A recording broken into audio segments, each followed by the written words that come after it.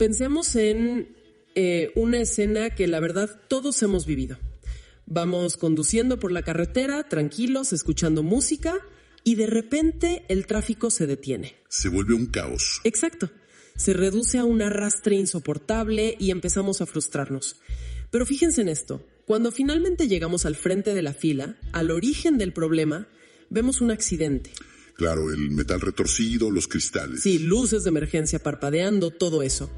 Y en ese instante ocurre algo rarísimo. A pesar de que, digamos, la decencia humana más básica nos dicta que deberíamos apartar la mirada por respeto y seguir nuestro camino, bajamos la velocidad, estiramos el cuello, sentimos esa necesidad morbosa de ver la destrucción muy de cerca. Uf, es una imagen brutal, pero es increíblemente precisa. Porque, a ver, no es una decisión consciente, ¿cierto? Es un impulso casi compulsivo, una fascinación instintiva por la tragedia que parece estar, digamos, cableada en lo más profundo de nuestra biología. Ajá. Como si el cerebro literalmente nos obligara a recolectar datos sobre el peligro para nuestra propia supervivencia. Y lo fascinante es que eso no significa que de repente nos hayamos vuelto unos monstruos insensibles. Simplemente expone una urgencia humana muy real. O sea, una necesidad irresistible de asomarnos al abismo, pero cuando sabemos que estamos a salvo del otro lado de la barrera. Totalmente. Desde una zona segura. Y eso nos lleva a la gran pregunta de la inmersión de hoy. ¿Por qué buscamos activamente el horror? Y no solo en la carretera, sino en el entretenimiento. El misterio a resolver hoy no es por qué existen los monstruos en la ficción, sino qué vacíos evolutivos y psicológicos vienen a llenar en nuestra realidad. Bienvenidos a Autopsias Literarias. Así es. El espacio donde las historias dejan de ser ficción para convertirse en evidencia. Hoy no analizaremos una obra. Vamos a diseccionar una parte de nosotros mismos. Y bueno, para llevar a cabo esta disección, el expediente que tenemos sobre la mesa es monumental. Contamos con una montaña de fragmentos, notas clínicas y escenas extraídas directamente de las obras de Stephen King. Que es muchísimo material. Demasiado. Pero, y esto es fundamental aclararlo, vamos a usar estos textos estrictamente como un corpus de evidencia conductual. Claro, porque nuestra misión con este análisis no es repasar cuentos de fantasmas para no poder dormir esta noche. Aquí los vampiros y los payasos espeluznantes son, de verdad, lo de menos. Sí, son solo la superficie. Exacto. Vamos a escarbar en los traumas familiares, en la fragilidad absurda de eso que llamamos civilización, en la psicología del fanatismo, los terrores biológicos de la pubertad y nuestra relación con la muerte. Y para que todo esto tenga sentido, primero debemos establecer nuestro marco teórico. El propio autor lo plantea en el prólogo de una de sus colecciones. La tesis es esta. Cuando leemos horror, nadie cree genuinamente que haya, no sé, un hombre lobo esperándolo en el closet. Sería ridículo. Exacto. El horror literario funciona en realidad como una canasta de fobias. Imaginen una canasta gigante donde quien lee mete la mano, saca un monstruo de goma, una criatura imaginaria y deposita ahí dentro una ansiedad real y abrumadora. A ver, traduzcamos esto porque me parece brillante. Básicamente me estás diciendo que usamos al vampiro como un bote de basura para nuestros miedos reales. Tal cual. Como el miedo paralizante a envejecer solos, el terror a perder el trabajo o incluso la inestabilidad emocional de tener un hijo adolescente. Es una transacción psicológica perfecta. O sea, envolvemos el trauma real en un disfraz de monstruo porque de esa manera el miedo tiene forma, tiene límites y lo más importante, puede ser derrotado al final del libro. ¡Wow! Bueno, vamos a desempacar esto por partes. Si necesitamos depositar nuestros miedos reales en la ficción para poder lidiar con ellos, la primera pregunta clínica sería, ¿qué hay debajo de todos esos miedos? ¿Cuál es nuestro sistema operativo base cuando nos quitan, no sé, el internet, las leyes y el café de la mañana? Esa es la pregunta clave. Y creo que la novela de Cell o El Pulso nos da una evidencia clarísima de esto, ¿no? Totalmente. En Cell, la premisa es que un pulso a través de las redes de telefonía celular borra literalmente el disco duro de la mente humana. Elimina todo pensamiento consciente, toda memoria, toda educación. Te deja en blanco. Sí, en blanco. Y el resultado que expone el texto no es que la gente se quede sentada pacíficamente. Cuando eliminas la capa de la razón, lo que queda es una pesadilla darwiniana y freudiana. Nos encontramos cara a cara con el yo tomando el control total. A ver, espera. Pausa técnica para quienes no tienen fresco su semestre de introducción a la psicología. Cuando decimos el ello o el id, estamos hablando de esa parte reptiliana y primitiva de nuestro cerebro, ¿cierto? Sí, exactamente esa. Esa parte que solo dice tengo hambre, tengo miedo, quiero destruir, sin un solo filtro moral. Esa es la mejor definición. El ello no entiende de ética. Y en el libro, esa directiva principal se convierte en una supervivencia absoluta impulsada por una agresividad instintiva tremenda. Uf. La revelación antropológica que extraemos de aquí es un golpe durísimo a nuestro ego como especie. A la humanidad le encanta creer que dominamos el planeta porque inventamos la rueda, la filosofía y la penicilina. Claro, nos creemos muy sofisticados. Pero la evidencia narrativa sugiere que dominamos la Tierra simplemente porque fuimos la especie más enloquecida, implacable y asesina de toda la jungla. En nuestro núcleo más primitivo, la respuesta al caos es siempre la violencia. O sea, somos simios con trajes muy caros y, la verdad, ni siquiera necesitamos un apocalipsis zombie para ver esto en acción. Yo lo pienso en cualquier entorno laboral competitivo o en las mismas redes sociales. Uy, sí, las redes son el mejor ejemplo. Nos ponemos una máscara de civilidad increíble, usamos palabras corporativas amables, mandamos correos con caritas felices, pero en cuanto hay una percepción de escasez... De lo que sea. Sí, ya sea escasez de dinero, un ascenso que solo uno puede ganar, o incluso escasez de atención y likes en internet, ese instinto asesino primario emerge en milisegundos. Emerge porque sigue ahí, latente. Exacto, solo que hoy no usamos garrotes, usamos, no sé, políticas de oficina, cancelaciones públicas o un tribalismo digital feroz. Es la misma agresividad, pero con mejores relaciones públicas. Y fíjate que esa misma dinámica tribal se expande y se sistematiza a medida que crecemos en número. Si cruzamos esta idea con la novela de The Stand, la de Apocalipsis, encontramos a un personaje sociólogo, Glenn Bateman. Ajá, me acuerdo de él. Él formula una progresión casi matemática de la sociabilidad humana que es aterradora por lo precisa que es. Dice, muéstrame a una persona sola y te mostraré a un santo. Ok. Si tienes 2 personas, se enamoran. Con 3 ya inventan el concepto de sociedad. 4 personas construyen una pirámide. ¿Y la quinta? 5, inevitablemente, crean a un marginado, a alguien a quien culpar de todo. 6 personas reinventan el prejuicio. Y al llegar a 7 personas, reinventan la guerra. ¡Qué locura de modelo mental! Es pesadísimo. Nos está diciendo que la sociedad no es un progreso hacia la paz, sino una maquinaria diseñada a imagen de nuestro reverso más oscuro. Exactamente. Sin importar cuántas veces empecemos de cero, nuestra inercia natural siempre nos arrastra de vuelta al conflicto y a la jerarquía de dominación. Porque, la civilización requiere un esfuerzo cognitivo inmenso. Mantener la paz cansa muchísimo.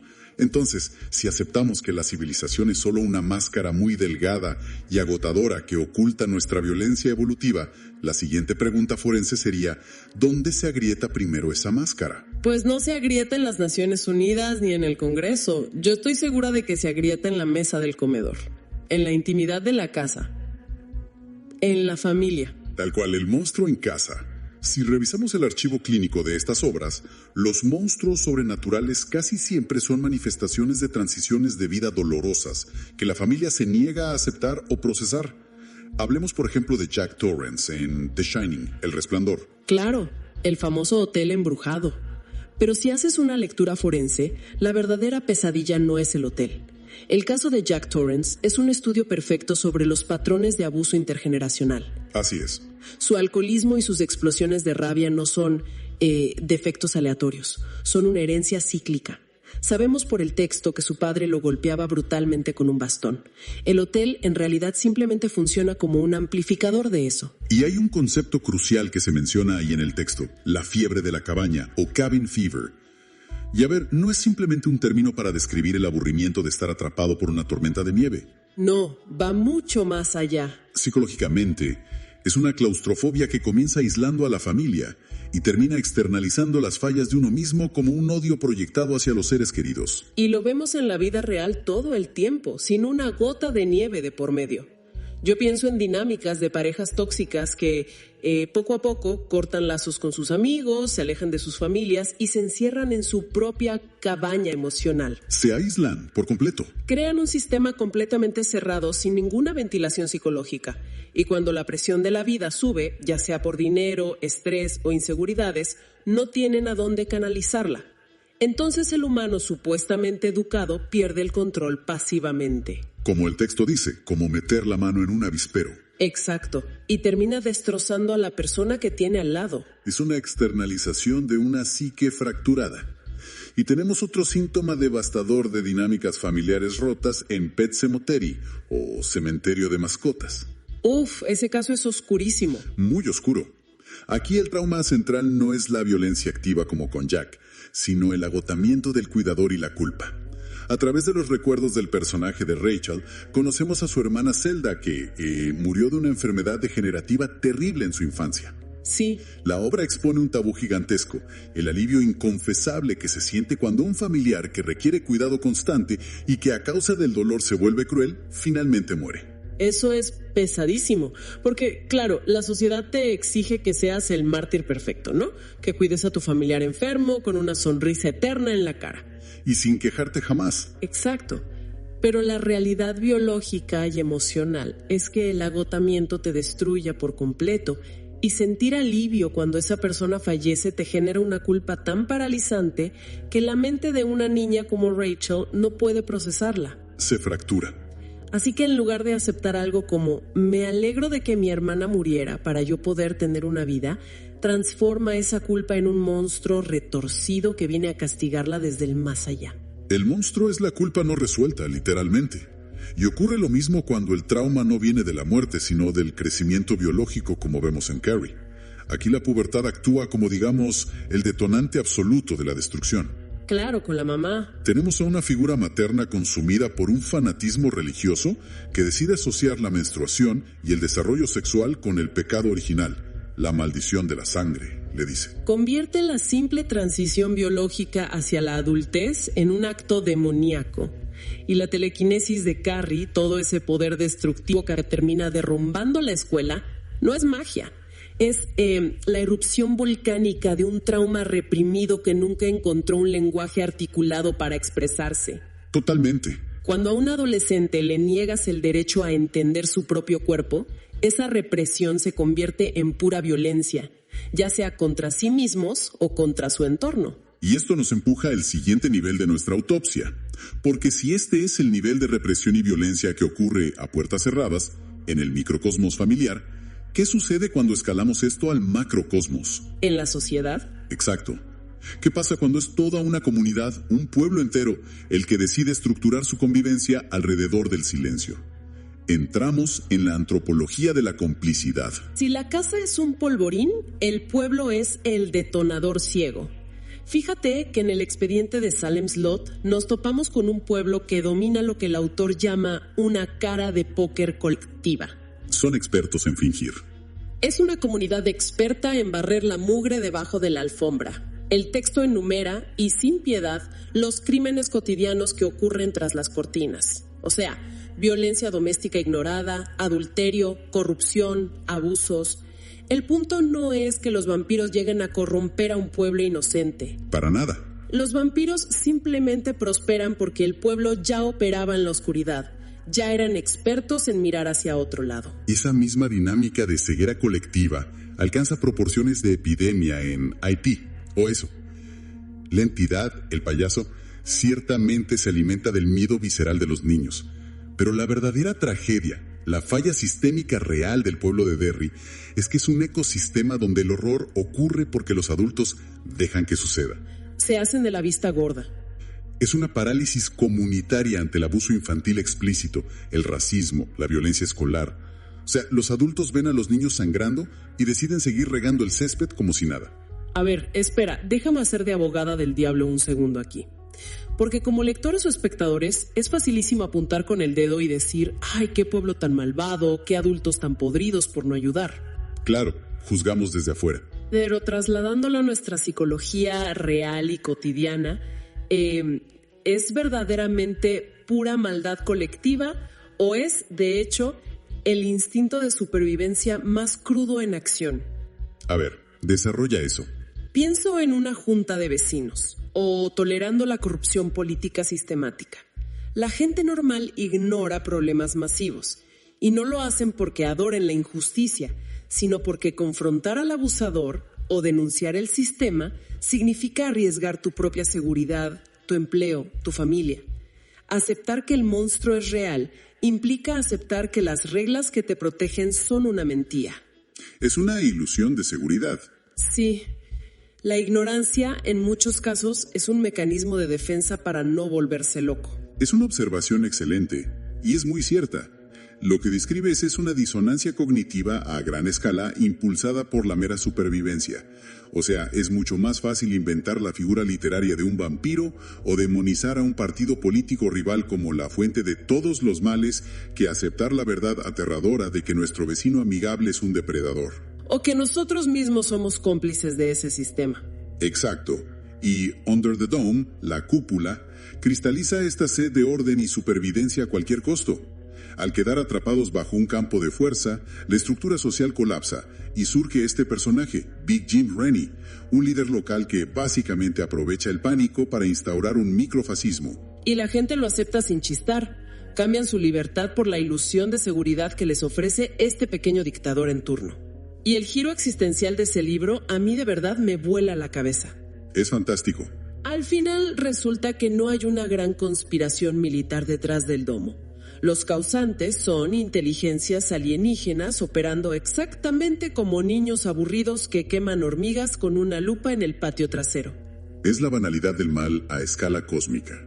Tal cual, las peores tragedias a veces no tienen un gran porqué, simplemente son producto de la apatía y el aburrimiento del que tiene el poder.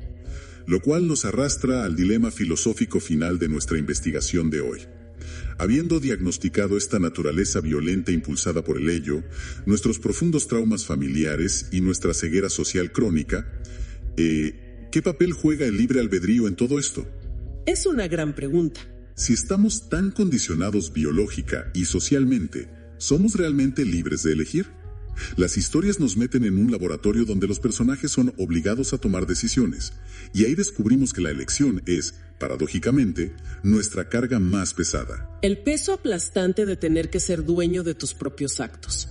Esto es evidentísimo en Harold Lauder, otra vez volviendo a The Stand. Después de que un virus extermina al 99% de la población, Harold tiene literalmente el mundo entero para él. Una hoja en blanco. Una tabula rasa. Podría reinventarse, ser un líder, ser alguien constructivo. Podría dejar atrás a ese adolescente marginado y lleno de granos del que todos en su pueblo se burlaban. Pero frente a esa libertad total, ¿qué hace? Se hunde en su propio veneno. Se encoge en una bolita de resentimiento y odio. Elige activamente aferrarse a su identidad de víctima. Titánico. Y para la cognición de Harold, es infinitamente más fácil y le consume mucha menos energía mental quemar el nuevo mundo que intentar sanar sus propias heridas. Eso es un espejo crudísimo de la cultura actual. Yo creo que vivimos en una era de alienación, donde aferrarse a una narrativa de agravio, quejarse constantemente en redes de cómo el mundo nos debe algo, es un lugar muy calientito y cómodo. Es un refugio. El resentimiento es adictivo. Asumir la responsabilidad de cambiar tu vida, por el contrario, da un terror paralizante. Y hablando de ese terror de decidir, la novela Insomnia expone el conflicto moral de la elección de una forma magistral. En esta obra se presentan 4 constantes universales: la vida, la muerte, el propósito y lo aleatorio. Y la trama empuja a los personajes a tomar decisiones imposibles. Es como el clásico dilema de la dama o el tigre. A ver, para refrescar un poco ese concepto a quienes nos escuchan. La dama o el tigre es ese viejo cuento literario donde un prisionero está en una arena y debe abrir una de 2 puertas. Ajá. Detrás de una hay una mujer hermosa con la que se casará, y detrás de la otra hay un tigre hambriento que lo devorará. Tienes que elegir sí o sí, pero no tienes toda la información. No hay ninguna garantía, solo riesgo absoluto. Exactamente, es la metáfora perfecta del libre albedrío como una condena. La libertad no es un regalo pacífico, Es la angustia de saber que la puerta que elijas cambiará absolutamente todo y que debes vivir con las consecuencias de lo aleatorio. ¡Qué fuerte! Entonces, cruzando todos estos datos, si la biología nos empuja a la violencia, si la sociedad es inherentemente cómplice y si el libre albedrío es una condena tan angustiante, ¿cómo es que la mente humana no colapsa por completo? ¿Cómo sobrevivimos a todo esto todos los días? Creo que la respuesta clínica la encontramos en la obra de Misery. Pensemos en Paul Sheldon, el escritor que sufre un accidente y es secuestrado por su fanática psicópata número 1. Annie Wilkes. Esa misma. Atrapado en una cama, con las piernas destrozadas, él se da cuenta de que su única estrategia no es pelear físicamente, sino ser Sherazade para sí mismo. Claro, en referencia a las 1001 noches. Exacto. Scheherazade es la mujer que, para evitar que el rey la ejecute al amanecer, le cuenta una historia fascinante cada noche y la deja en suspenso. Así sobrevive día a día. Paul Sheldon hace exactamente lo mismo con su secuestradora. Pero el giro es que no solo lo hace por ella. Esa es la revelación profunda. También lo hace para él. Contar la historia, organizar las palabras, darle una estructura narrativa al caos absoluto que es su cautiverio, es lo único que evita que su propia mente se fracture por completo. La narrativa, aquí, no es solo arte, es una herramienta evolutiva de supervivencia cognitiva. Totalmente de acuerdo. Construimos historias, mitos y estructuras narrativas para imponer un poco de orden sobre un universo que es, en su base, fundamentalmente aleatorio y aterrador. Y aquí es donde todas las líneas de nuestra investigación de hoy convergen para darnos un veredicto definitivo. La tesis oculta detrás de nuestra obsesión con lo macabro.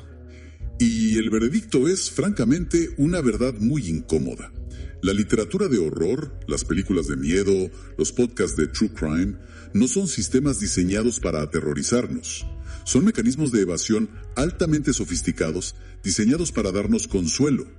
Qué ironía, ¿no? Consumimos el horror porque nos permite externalizar nuestras peores sombras. Al leer sobre un payaso asesino o un hotel embrujado, logramos la ilusión suprema de control. Creemos que lo dominamos. Claro, creemos que cuando cerramos la tapa del libro o apagamos la televisión, el monstruo se queda atrapado ahí adentro, en la ficción. Pero lo que intentamos ignorar desesperadamente es que el monstruo no es una entidad ajena. El monstruo es la arquitectura misma de nuestra psique. Sí. Es el ello darwiniano esperando su oportunidad.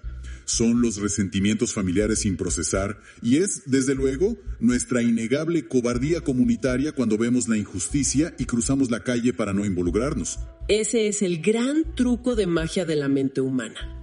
Y creo que eso nos deja con una última reflexión para que se la lleven al almohado quienes nos escuchan. Adelante. Volvamos a esa imagen de los niños alienígenas en Under the Dome. Esas entidades gigantes, insensibles y aburridas que manipulan las vidas de las personas bajo el domo, observando sus tragedias, sus traiciones y sus muertes violentas con una curiosidad clínica e indiferente. Como jugar a ser dioses. Como quien quema hormigas bajo una lupa en una tarde soleada. Es muy fácil sentir repulsión por esas entidades, pero pensemos en esto. ¿Qué tal si esos seres superiores y distantes que observan el sufrimiento, como si fuera un espectáculo, somos nosotros mismos? ¡Wow! Cada vez que nos detenemos en el tráfico por el puro morbo de ver el metal retorcido del accidente, cada vez que nos quedamos deslizando el dedo por docenas de videos de tragedias ajenas en nuestro celular mientras, no sé, tomamos un café tranquilos. El famoso doom scrolling. Tal cual. Nosotros somos los que sostenemos la lupa. El domo es nuestra pantalla. Y el sufrimiento de los demás es nuestro entretenimiento. Pesadísimo, pero muy real. Esto fue Autopsias Literarias, donde cada historia desvela las conductas ocultas de nuestra condición humana. Cada análisis reconstruye aquello que intentamos ocultarnos a nosotros mismos. Hasta la próxima disección.